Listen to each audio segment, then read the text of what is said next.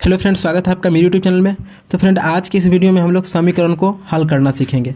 अगर इस वीडियो को आप ध्यान से अंतिम तक देख लेते हैं तो आज के बाद आपको कभी भी समीकरण को हल करने में कोई कठिनाई नहीं होगी, क्योंकि आज की इस वीडियो में हम दो तरह के प्रश्न लिए हैं समीकरण के।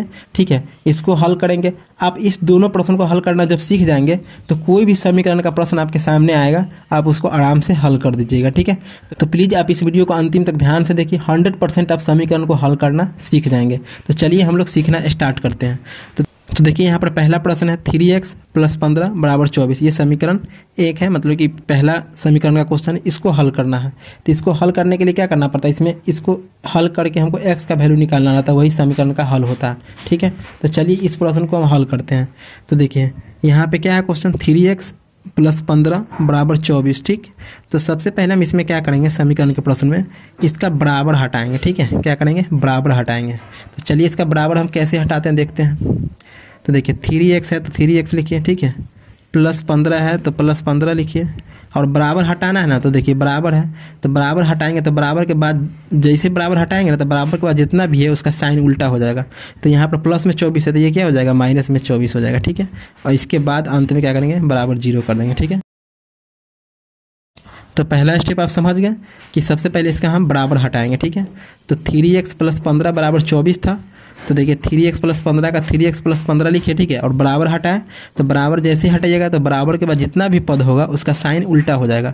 तो यहाँ पर +24 था तो यहाँ पे -24 हो गया। ठीक है, और अंत में बराबर करके 0 देंगे। ठीक है, अब यहाँ तक हो गया। अब हम इसको क्या करेंगे, जिसका जाति जिससे मिलता है ना उसको उसके साथ जोड़ या घटाव कर देंगे। ठीक है, तो देखिए यहाँ पर x वाला है लेकिन और कोई x वाला इसमें, यहाँ पर x वाला है लेकिन और कोई यहाँ पर x वाला नहीं है। ठीक, तो हम क्या करेंगे, कोई है नहीं x वाला इसके जाति का, तो उसको उसके साथ जोड़ेंगे नहीं, तो सिर्फ 3x ही रह जाएगा। ठीक है, ये हो गया।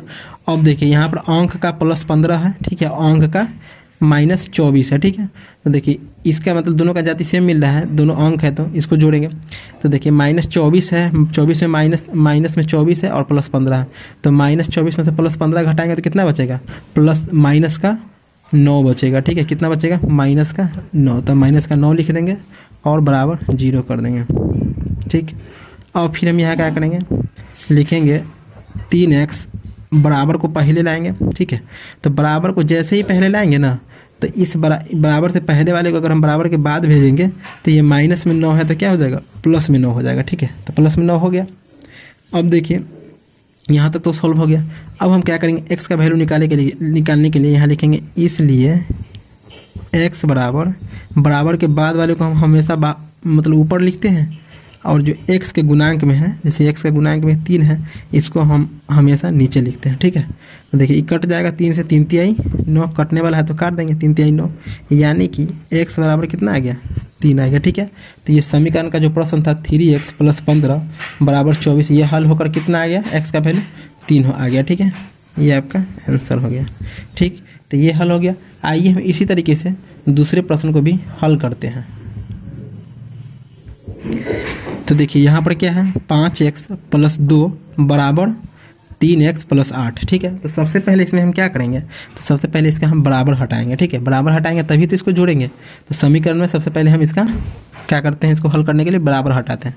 तो चलिए इसका हम बराबर हटाते हैं। तो बराबर से पहले जो है उसको जैसे वैसे ही उतार देंगे। 5x है तो 5x, +2 है तो +2। ठीक है, अब इसका बराबर हटाएंगे, इसका बराबर हटाएंगे। तो देखिए बराबर हटाएंगे ना, तो बराबर जैसे हटाते हैं इसका नियम होता है कि बराबर के बाद जितना भी होता है पद उसका साइन उल्टा हो जाता है। तो यहाँ पर +3x है तो बराबर हटाएंगे तो -3x हो जाएगा। ठीक है, यहाँ पर प्लस का 8 है तो ये क्या हो जाएगा, -8 हो जाएगा। इसके बाद अंत में बराबर 0 लिखेंगे। ठीक है, फिर ठीक है, यहाँ तक तो हल हो गया। अब हम क्या करेंगे, जिसका जाति जिससे मिलता है उसको उसके साथ जोड़ देंगे।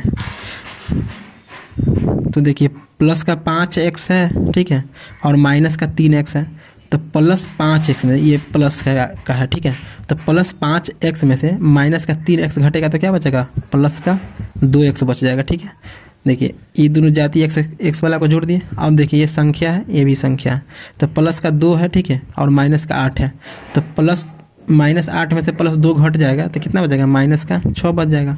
ये बराबर 0 हो गया। तो देखिए ये हो गया।